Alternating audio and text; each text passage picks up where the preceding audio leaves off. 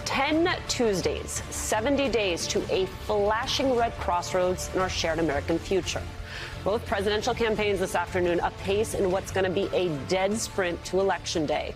Vice President Kamala Harris and her running mate, Governor Tim Walz, at this hour preparing for what will be their ticket's first campaign stop since they formally accepted their party's nomination, a bus tour of Georgia starting tomorrow. Meanwhile, with Donald Trump's running mate, J.D. Vance, campaigning in Michigan and Tennessee today and Pennsylvania tomorrow, that campaign is now adding new voices. Interesting voices is another way of putting it. A senior advisor confirming to NBC News earlier that both Robert F. Kennedy Jr. and former Congresswoman Tulsi Gabbard are joining Trump's transition team. Again, it's a move made with the clock ticking. Mail-in ballots go to North Carolina voters in just 10 days. And 4 days after that, the first presidential debate between Trump and Harris, which now appears to be all systems go, at least right now, according to Donald Trump. The disgraced ex-president, a little more than an hour ago, posting on social media that he would take part in the September 10th debate. With such precious little time left, both candidates are seeking to frame the race on their own terms. For Democrats, that means getting back to basics. After the bright lights of last week's convention, Team Harris appears to be trading in glitz and glamour for nitty-gritty in the form of a new focus on everyday issues, so-called kitchen table concerns. Just today, the campaign releasing a new ad on housing. Take a look. For most of my childhood, we were renters. My mother saved for well over a decade to buy a home. I was a teenager when that day finally came, and I can remember so well how excited she was. I know what home ownership means, and sadly right now it is out of reach for far too many American families. During the foreclosure crisis, I took on the big banks who exploited people in the housing market. And today, corporate landlords buy hundreds of houses and apartments, then turn them around and rent them out at extremely high prices. I will fight for a law that cracks down on these practices. We will end America's housing shortage by building 3 million new homes and rentals. We should be doing everything we can to make it more affordable to buy a home, not less. I'm Kamala Harris, and I approve this message. Expect much more of that in the next 10 weeks, an eternity in politics that will somehow pass in the blink of an eye. And that is where we start today with activist and CEO of All In Together, Lauren Leader. Also with us, Democratic strategist and MSNBC political analyst Basil Smikle. New York Times politics reporter Maya King is here, and columnist and MSNBC political analyst Charlie Sykes. I wonder what you make, Basil, of the fact that it seems we finally have a debate. That we finally have a debate, and I think the issues that are being raised, particularly in this first commercial, is going to be it's going to be really interesting. And I just have to talk about it from a policy perspective. Please. The fact that she focused on housing, where the wealth of so many Americans is tied to their ability to own a home or the equity in their home. I imagine that a lot of the undecided voters, and listening to some of the campaign folks talk, a lot of undecided voters, particularly in the African-American community, are concerned about housing, particularly on this issue of whether they can actually afford their first home. If you think about it, since 1940, or just after the 1940s during the New Deal, 75% of the homes that were created were starter homes. Right now, it's 8%. So that ability for young people in particular, for folks of color, for voters across the country to be able to build that wealth and to be able to sort of have that piece of the American pie has been so elusive. So the fact that she's starting from this position right now and will be able to go to a debate and actually talk to Donald Trump and say, what have you actually done for the people that you think you serve or say that you serve, I think is a great starting point. Right, because Lauren, there's both the future looking, will I be able to afford a home? Will I have this slice of what has been portrayed as the American dream? There's also the just affordability crisis in this country and this sense of, does the person who's vying for office understand my life? Yep. Do you understand how hard it is to house my family? And do you understand that that is a fundamental question of safety and security? If I can't house my family, how am I supposed to feel safe and secure in this country I call home? Yeah, and I think the two areas in which inflation has felt most personal for Americans have been grocery prices and housing prices, right? And the combination of high interest rates and the very low inventory that we see across the country has hit really critical voters, young people particularly, who don't see a path to any kind of affordable lifestyle. Many that are still living with their parents years after graduating from college. We know that's true. That's putting a lot of stress on American families. But then also the sort of, families with children who can't afford, making these critical choices between, housing and childcare and all of these things that are so painfully difficult to access. So it's a really smart strategy. I think there's going to be criticism that doesn't go far enough, that we need more. I mean, we could probably use 3 million units just in New York. Right. I mean, it's a down payment in a sense. But it's a good start. And look, everyone's been criticizing her for not having enough clear policy. Well, here she comes. It's a few days after the DNC, and she was ready with it. It's really incredible, especially when you consider just, the policy wonk that she is running against. Right, exactly. Charlie Sykes, we've seen a lot of flipping of the script just in the last few weeks. You have the Harris campaign telling NBC News that Trump's multi-trillion-dollar agenda is a, quote, deficit bomb. How interesting to hear Democrats wrangling that back from Republicans, especially after the unmitigated spending we saw during the Trump years. No, I think it's interesting that they're actually leaning into some of the issues that Republicans have thought that they were there, that they actually owned. And the fact is that Donald Trump is uninterested in being fiscally responsible. You saw that during his presidency. You see that in many of the proposals that he's making. Obviously, he wants to exploit the problems of inflation, but almost everything that he's talking about doing would make it worse. Mass deportations, taking away the independence of the Fed, imposing massive new sales taxes in the form of tariffs on middle-class families. So I think it is important to lean in on all of this. And I think that the details, look, I mean, I still have a lot of questions about the details of many of these proposals, but I think you're absolutely right that what she's doing is saying, listen, I know that these are problems. I'm going to discuss them. And one of the most important numbers that you often see in politics is, does this person care about the problems of people like me? And I think that's the heart of what she's doing right now. Is flooding the field, though, a good strategy, Dawn, or is it taking away from policies that Donald Trump could potentially win with? I mean, talking about really focusing on the economy, really focusing on immigration, as Yvonne was saying, really maybe focusing on Afghanistan. He obviously shoulders some of the blame for setting that plan into motion, but even still, he could try to put it all on the Biden administration. Instead, the first question out of my mouth today is RFK and a dead whale that he chainsawed in half. Yeah, listen, let's be very clear about something. RFK is an extraordinarily oddly constructed human being. It does not resonate with everyday Americans to, sever a whale head and carry it around the Northeast, or to kill a bear, or to talk about chemtrails and anti-vaxxing. Tulsi Gabbard has been a woman without a country for no less than 10 years in Democratic politics. She honorably served her country, but when the Democratic Party didn't give her a vacant Senate seat when she was elected to Congress out of Hawaii, she went off the rails very, very quickly. So this is not a person who has been relevant to Democratic constituencies for some time. I get it. It's a woman of color, and it's a Kennedy, but it does not add to Donald Trump's campaigns as a substantive addition. In fact, it's quite strange.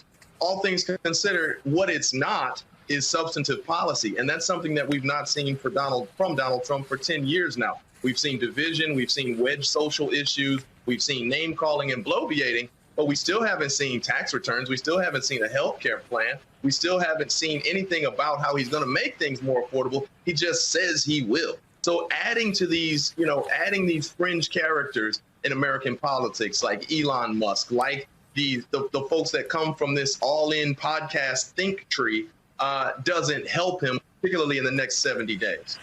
This is an unprecedentedly short campaign. And Aaron, you're writing about this. If we want to move over to focus on Harris a little bit, she's got a sprint until November. Do you think that the lack of time helps her or hurts her? Well, I think that there are advantages and disadvantages to this collapsed calendar, right? I mean, I think that the immediate kind of sense of urgency and excitement and having kind of this dramatic exit of President Biden and this dramatic entry of Vice President Harris as the candidate and now the official nominee is something that is motivating a lot of people and is generating a lot of excitement and curiosity about who she is and kind of what she plans to do for the country. So there is that. There is also, kind of this collapsed calendar that leaves very little room for error, as I write in my column this week. So, there's not a lot of time to recover if there is a mistake made. I mean, up to this point, the launch of her campaign has been pretty successful. And yet, people are kind of looking for, when is that first kind of misstep going to happen and how does she respond to that? I think that's also why you're seeing so much attention around who and when this first interview is going to be with, because that is certainly something that could be a potential challenge. She's been the candidate for just a little over a month, and yet we're already saying, when is she going to do an interview? Why hasn't she done an interview yet? I mean, we're talking 4 weeks in and the official nominee for just a few days now. Does she need to do an interview? What sort of journalist does it need to be? What does she have to show to the American public? And does she need to choose someone in particular to get that done? Erin. Yeah, I mean, look, we don't know with whom or exactly when this is going to be, but obviously this is another huge mile marker in the campaign. As vice president, she did something like 30 or 40 interviews, but they were not necessarily with members of the press corps or the people who cover her kind of regularly. She's had a lot of kind of viral moments with, shows like Jimmy Kimmel or Drew Barrymore, but obviously those are not traditional journalists, but they are people who have the kinds of audiences who are also voters that she is trying to speak to directly. But, I think what I would say is that, talking to a journalist who has covered her leadership, as well as the kinds of issues that voters really care about, whether that's affordability or rights or democracy or immigration, that also matters. I happen to know one, if they're looking for one. Obviously, we're all kind of very interested in that. But the American people are already seeing a lot of her up to this point, and I think she's been pretty focused on kind of introducing herself to them. But this is certainly the next step in what that introduction can look like. So, David, we talked about, just in the opening of the show, a number of the issues that Harris is campaigning on or putting out ads on. And one of them is the economy. Another is immigration. And with the news that Texas is temporarily blocking that immigration policy from Biden, how can she eat into Donald Trump's Republican lead on immigration? Yes, and on the economy, and it starts by sitting down and doing interviews and telling the story. I think Vice President Harris, with the leadership of Joe Biden, they have a good story to tell. On the economy, more people went to work this morning than ever before. The stock market's at an all-time high. Home ownership remains at all-time highs. Access to health care and education, investments in infrastructure. The story is fantastic. Inflation's coming down and real wages are going up. Get that message out there. And on immigration, sure, the initiative may have been temporarily stopped. But the reality is, after the Biden-Harris administration first negotiated a bipartisan immigration deal that Trump killed and then took executive action, we saw border apprehensions and border crossings come down. The problem with not having that conversation is Donald Trump gets to make these accusations, and it is hard to respond to those accusations just in 28-second commercials. You really have to change the national narrative. Republicans will win on immigration by the numbers. We know that. The question is by how much? And the opportunity for the vice president to eat into that lead is real, and it's right in front of her right now. And you believe she can do that in an interview with a journalist? Look, I think we should have every reason to believe that she would show a commanding presence in an interview. But the longer this goes without one, there's more questions that are naturally going to fill this space. She must be able to sit down with a sober, serious reporter, do a Lester Holt interview, or with Aaron or anybody else, you, Katie, and answer questions. What changed in some of your policy positions from 2019 until now? Did you have a role in the administration's execution of the Afghanistan policy? What do you think about the future of inflation? What do you think about our engagement in India or with China or with Russia? Have the give and take with a reporter. It's almost less about what she answers than how she answers, to show the command that we saw at the convention when she's pushed in real time by a serious reporter. I think she can do very well at it. But this not doing an interview right now, it is a real issue. It is a real issue for many voters. Maybe not down the line Democrats, but persuadables want to see the vice president have this interview. The first presidential debate between Donald Trump and Kamala Harris a lot of clues and signs that it is barreling forward, that it is on, and that's even amidst the very Trumpian way that it has been publicly debated. Yes, they debate the debates these days.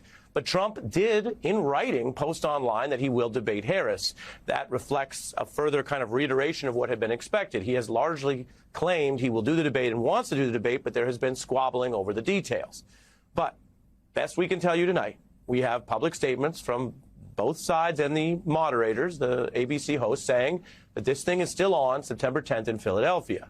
Now, Trump had threatened to skip the debate, and there had been a dispute about the microphones and whether the old system that had been agreed upon in that first, now infamous Biden-Trump debate would be held over or not. There were reports that Team Trump basically wanted to stay with the muted microphones that were used this year in the Biden debate, but weren't usually the way it was done in past cycles. Harris wanted them open for the whole time, according to her aides, and the discussions are ongoing about those details. Now, since accepting her nomination to the DNC, Kamala Harris has not had as many events in the public spotlight, which is understandable. As we've reported, they beat the RNC in terms of television ratings narrowly and in online attention probably more broadly. They had a huge week. They were on everyone's mind, and this is the last slow summer week before Labor Day and the full official kickoff of the general campaign season. But that doesn't mean they're not planning things. Today, Kamala Harris announced that she will do her first formal interview since becoming the Democratic nominee, and it will be with her seemingly popular and well-accepted running mate. So this is going to be a joint interview. Now, I can tell you, if you follow the news, you probably know this, and any journalist will tell you, this is a big get. And we congratulate our colleague across the aisle, if you will, CNN's Dana Bash, at scoring the big first interview. It will be Harris and Walz together, and it is scheduled to air on Thursday night. So that'll be a big deal, as I say, this week going into the holiday weekend. Now, there were efforts by Republicans and others to say that Harris was completely dodging interviews. Whether this quiets them at all remains to be seen. We also know a bit about where it'll take place, because for all of our interest here in the national news on national stories, I can be honest with you and tell you that you probably know presidential campaigns are all about the states, and not all 50 are treated equally.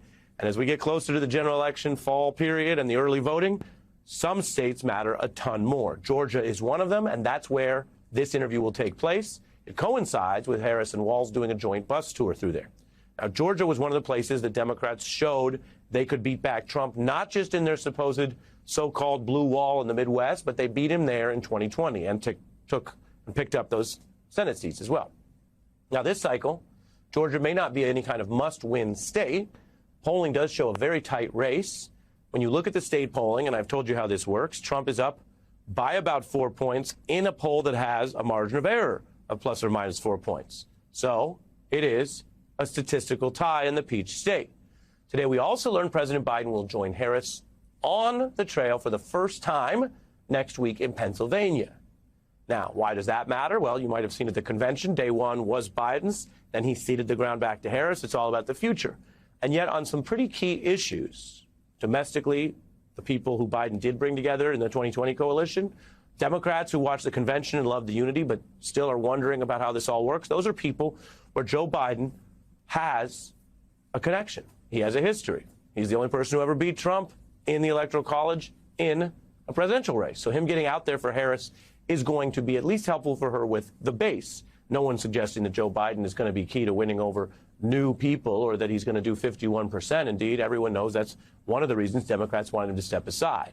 But again, when it comes to these key states, Joe Biden going out there in places where the Democrats think he has a following and matters and continuing to show that this is a unified front, well, that's something that not only Kamala Harris draws on, but let's be clear, it's something that her opponent cannot draw on.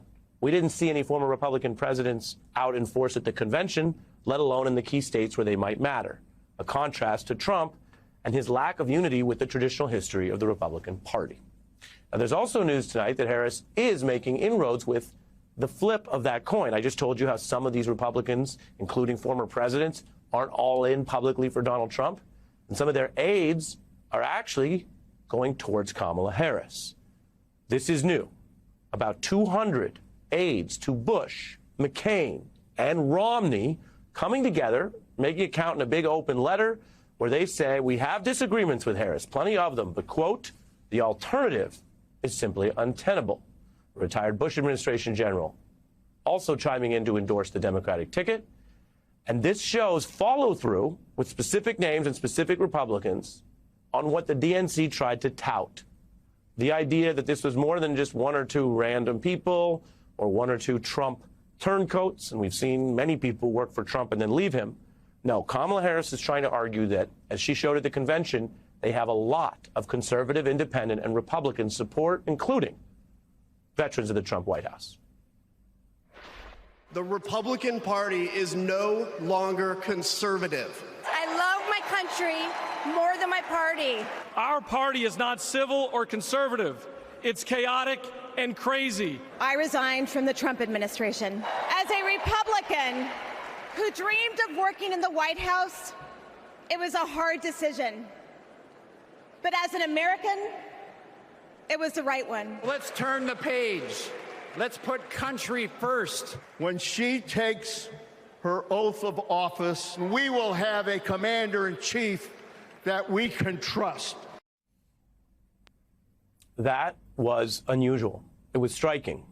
And while the convention is something that many politicos live together, and we showed online in the coverage last night that we can see tens of millions of people followed parts of it, some of it was so big and exciting, and the Obamas and the performances and the musical roll call, that the Republican part there that I just showed you might not have gotten as much attention as it would have in other cycles. And I could just tell you, as a factual matter, we haven't seen a convention in the last several decades with this kind of contrast.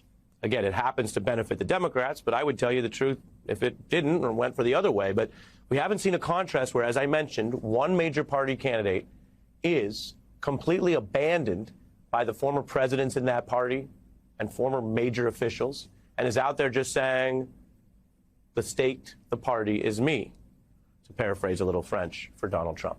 While the other candidate is not only drawing on the united front of their party, there are obviously differences and disagreements with Bill Clinton and Bernie Sanders and a bunch of other figures, but they all came in together for Harris. And not only is she doing that, but she's reaching across the line and getting these other Republicans. Now, you've heard Tim Walz and others talk about how the Republican Party has become just weird under Donald Trump. And they mean that not only as a kind of a caricature or personalized insult, they mean it as the mix of Donald Trump's issues with his actual underlying policies. In other words, the way he talks and the way he walks. But I wanted to share something with you tonight as we see this news about so many Republicans coming in towards Harris. All this talk about the party turning weird, you can date it all the way back to former President George W. Bush listening to Donald Trump's inaugural speech during that shockwave when he first came to power. And he said, and this was reported at the time, it was, according to reports, The Hill reported it out, not the kind of thing you usually hear Bush say in public, that having listened to that odd, discordant, and at times angry inaugural address, Bush thought it was, quote, some weird-ish. Some weird blank. We don't say that word on the news, but you can figure it out. So it's a parallel. All these years later, the Democrats saying in public what maybe so many people in the Republican Party worried about at first in private, stuck with this clearly, allegedly weird leader. Utah Senator and former Republican presidential nominee Mitt Romney has been more public than George W. Bush. Indeed, as you look at whether Donald Trump should get power again, let's remember these former Romney aides are endorsing Harris today, and they know what their boss said when actually posed and presented with this question, should Donald Trump have power again? And Mitt Romney was one of the few Republicans who voted to convict him for the insurrection all the way back in 2020. The grave question the Constitution tasks senators to answer is whether the president committed an act so extreme and egregious that it rises to the level of a high crime and misdemeanor. Yes, he did. Accordingly, the president is guilty of an appalling abuse of public trust. There's no question he has authoritarian rulings and interests and notions which he will try and impose. That's dangerous for the country. Romney speaking out there after January 6, 2021, and again later. Dangerous for the country.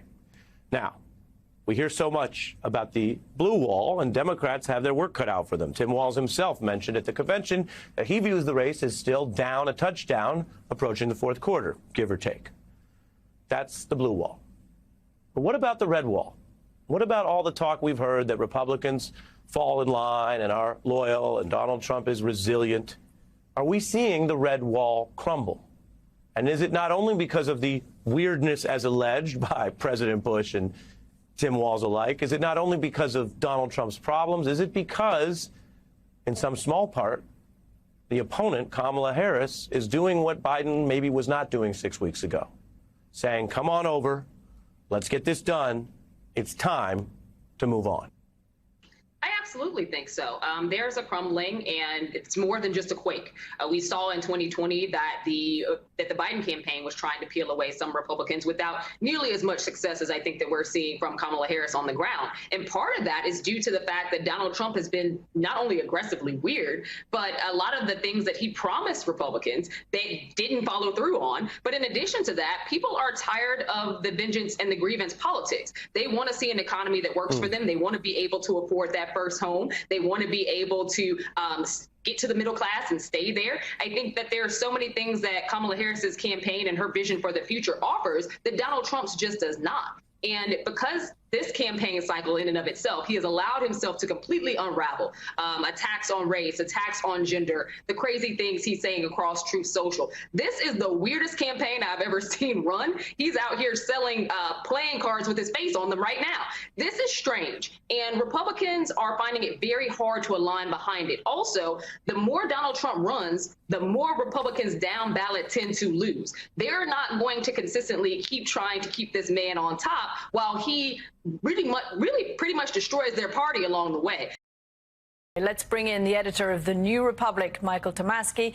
His latest piece is titled, Finally, the Democrats have found Trump's Achilles heel. Ridicule him. In it, Michael writes in part, quote, it's great on three levels. The first is that it must drive Trump nuts. And when he goes nuts, he says especially nutty things. Second, it's arguably more persuasive to swing voters than calling Trump a fascist. And third, and most of all, sustained ridicule has the potential to reinforce the downward spiral that Trump is in now. Ridicule makes him weaker. Ridicule makes him small. Ridicule makes him desperate. Michael, I enjoyed reading the piece, and then I went back to 2000, and I think it was 2011, and that White House Correspondents' Dinner, where Donald Trump was so roundly ridiculed by Barack Obama and by the host of the show, and guess what he did? He ended up running for president. And I'm just wondering, is there a downside to this ridicule? You know, there might be, but you know, Caddy, what I observed last week, and look, it's fair.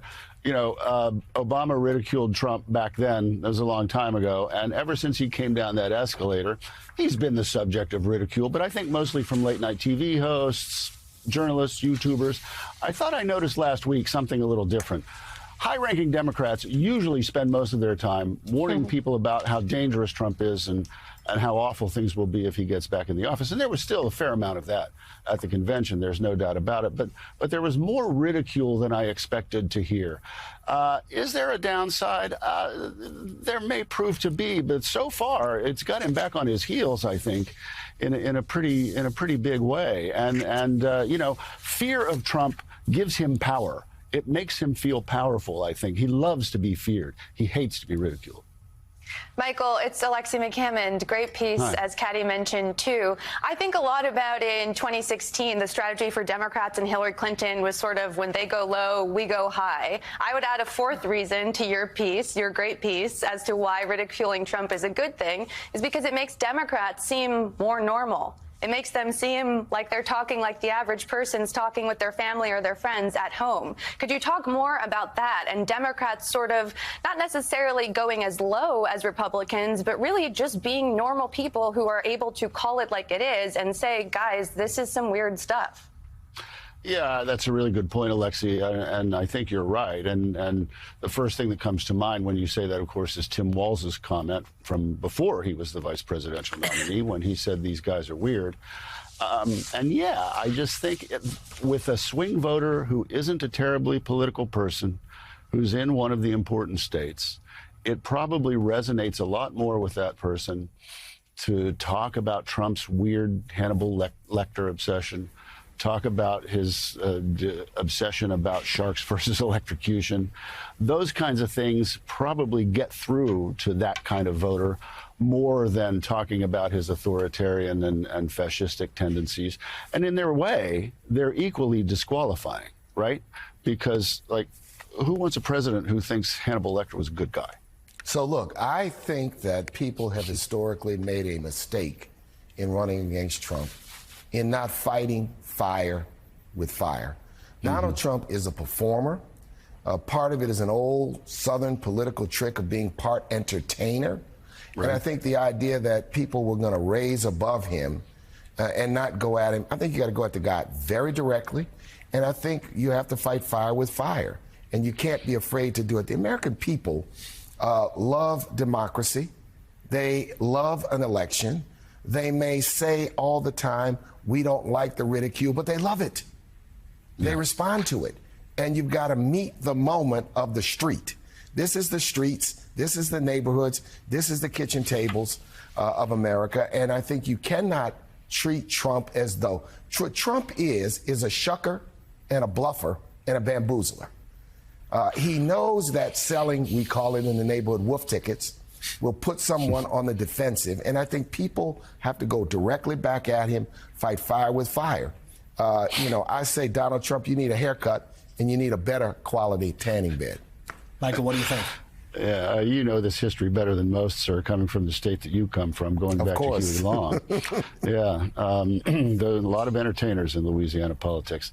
But yeah, look, I agree, and I think it throws him off his game. And I think for Harris and Waltz and other high-ranking Democrats to mock him, I think that he makes him have trouble finding his footing. He's a vain fella, he's proud of himself. Yes. He's vain, and I think it's important to understand you have to meet the moment. The American people are tired of Donald Trump just getting away with the hijinks and not being forcefully challenged. And a candidacy like a Harris-Waltz candidacy, I think would do itself well by doing this. I think Donald Trump has every intention of debating. I think this entire conversation about him not debating is a game to try to dominate the news cycle. He's shucking. Yeah. He's bluffing. He's distracting. He's doing what he does well. He's going to debate. He doesn't really care about the rules. He's just trying to make an issue so that if he does not do well in the debate, he will claim it was rigged. He'll claim he was the victim. This is an old narrative, and people need to not fall for it over and over again. The new piece online now for the New Republic. Editor Michael Tomasky. Thank you so much, Michael, for being with us. Check out the story. And President and CEO of the National Urban League, Mark Morial. Thank you as well, Mr. Mayor. Great to see you. I want to bring in NBC News chief political analyst Chuck Todd, also with us, former special assistant to President Biden, Megan Hayes, and former GOP communications director and co-founder of the Seneca Project, Tara Setmayer. Good to see all of you. Let's start with the ongoing debate, Chuck. Is something landing for either side, clucking chickens or saying she's gone into hiding? Or is this just, so much, I don't know, taunting, inside baseball? I think it's a little inside baseball, and it's a little working the refs. Look, I think there are, put it this way, I know there's a debate inside Republican circles about whether a debate's a good idea for Donald Trump.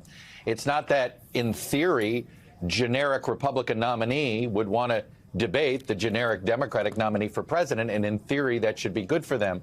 But considering the former president's past, his sometimes inability to bite his tongue and things like that, there's a lot of folks who think this debate could just be a disaster for him, that he won't know how to handle the moment, and so that all of this, what we're seeing today, is really creating exit ramps so they can get out of the debate with minimal political impact, from people saying they're ducking or whatever. I think it's still 50-50 whether we see any debates. Really? Ultimately, do I think Trump will want to debate and will overrule anybody who thinks it's a bad idea? I do. So we'll probably get one, but my guess is just one. I'd love to see three, but I think that's not where we're headed. Well, Tara, Trump seems to believe that muting the mics helped him in the last debate. I wonder, though, can you extrapolate anything from a performance against a clearly struggling Joe Biden to what he'll get from Kamala Harris? What do you make of the very small part of this debate, or maybe it's the only real part of the debate right now that's going on with ABC, which is to mic or not to mic? I think Donald Trump is scared to death to debate to debate Kamala Harris, and so is his campaign. To Chuck's point, they know that Kamala Harris is a better debater than Donald Trump, and they're worried because she's a prosecutor. And Donald Trump has never really fully been cross-examined in front of the American people. He didn't take the stand in his criminal trials. He is ill-prepared to be challenged by not only a woman, but a woman of color. So if I were his campaign, sure, I'd be nervous about having Donald Trump on the stage next to a younger, smarter, more skilled debater and speaker than my candidate. He's the old one in the race now. But there's nothing they can do about that visual. It is what it is. And the American people will see that contrast and that binary choice. Now, the idea that we may or may not see one, I think that we will. I don't think Donald Trump's ego will allow him to let those taunts go by. I think it's interesting that the Harris campaign is going about it this way, but it's smart politics. They know that this gets under Donald Trump's skin, and when he's irritated, he makes more mistakes. So we'll see what happens. I think that she's ultimately, she's the one that's in a much stronger position here than Donald Trump is concerning this debate, and it's unraveling him. He just cannot seem to land a punch on her, and it shows in his response thus far. Well, Megyn, Kamala Harris has been doing debate prep. We know that, right? But Donald Trump has a completely different strategy, we think. Here's what he says. President Trump, how are you specifically preparing for the debate versus Harris? I'm not spending a lot of time on it. I think my whole life I've been preparing for a debate. You can't cram knowledge into your head for, 30 years of knowledge in 1 week. So, Megyn, I take from that he knows everything that he needs to know. And it's pretty much the same playbook he used in his previous campaigns. Is this in some ways the best case scenario for his campaign? Let Trump be Trump. Look, I mean, he said he didn't prepare for the last one. That clearly wasn't the case. He definitely prepared to be more disciplined. But again, in the last debate, it was reported that he lied twice a minute. So, I mean, he doesn't have a lot of credibility when he talks about his preparations or his actual debate, or the substance of his debating. But I do think they're just going to let him Trump be Trump because that's what he's going to do. And I do agree that he doesn't know how to handle the vice president and he doesn't know how to respond to her. So it's just going to unravel. But he is doing what he does best and creating sort of that discontent and creating some sort of, oh, it wasn't me. They didn't win the election and all of the other things. And he's just creating doubt in people's minds. So when he does have a terrible performance or it doesn't land as well as he thinks, people will say like, oh, he said that the hosts weren't going to be that great or the moderators weren't going to be fair to him. So it just is creating and continuing to build on his continued narrative. So there's a little bit of a confusion, if we want to call it that, Chuck, because on one hand, he says, I'm not spending a lot of time prepping for this debate. But then former progressive Democrat Tulsi Gabbard, who, by the way, just endorsed him, is helping in what they're calling informal debate prep. She has been on the debate stage, by the way, and challenged Harris there before. I'm going to play that little clip. Now, Senator Harris says she's proud of her record as a prosecutor and that she'll be a prosecutor president. But I'm deeply concerned about this record. There are too many examples to cite, but she put over 1,500 people in jail for marijuana violations and then laughed about it when she was asked if she ever smoked marijuana. The people who suffered under your reign as prosecutor, you owe them an apology. So she does know what it is to go up against Kamala Harris, Chuck, but is there a role you see that she can play here? Is there a role for anyone to play significantly in Donald Trump's debate prep? Chris, in theory, sure. He didn't, how to debate somebody, how to debate a woman versus a man. It's different. What do you come across? But he might be better off getting help of Mike Pence, but Mike Pence has no interest in helping him because who debated Kamala Harris the last time one-on-one? I think these group debates tell you nothing. A one-on-one debate is one thing, right? That, I think, is something that you can learn something from somebody that's participated in a one-on-one debate. But these, the 10-person debates, those are just, all those are soundbite competitions, right? As somebody who moderated a couple of them, it's frustrating that that's what they become. But when you have that many people on stage, that's what they are. So I don't think there's a lot to learn.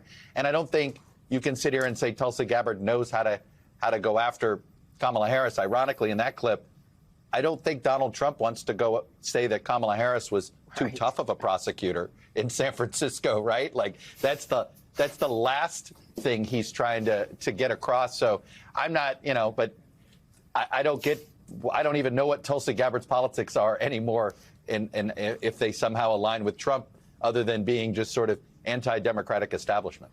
Yeah, and Megyn, there's a lot of reporting about her debate prep, but also about the fact that she's using some of this time when she's not going out and doing rallies to put together a media strategy. She said, and you heard this, that she would have an interview scheduled by the end of this month. That's 4 days away. Does she need to do that? I mean, it's fodder for the other side if she doesn't, right?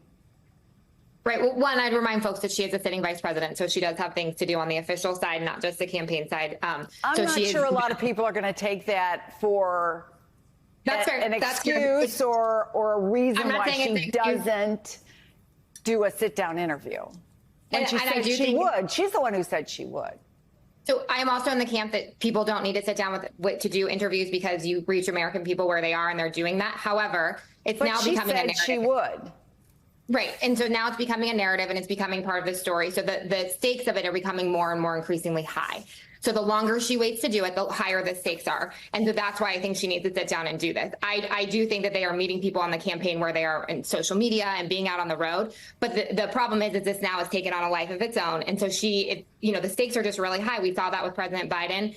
After the debate, it was like he needs to sit down for an interview, and then he did. And then it was like he needs to sit down for another one. So then he did. And so, it just becomes its own narrative and its own thing that the stakes are just so high. So she does need to do it. I don't know when they're going to do it. There was reporting, I think NBC actually had reporting today that her and Walz were going to sit down together. So it will be interesting to see. But I mean, I think that the narrative is getting out of control where she does actually need to sit down because the stakes are just going to be too high and she won't meet the bar.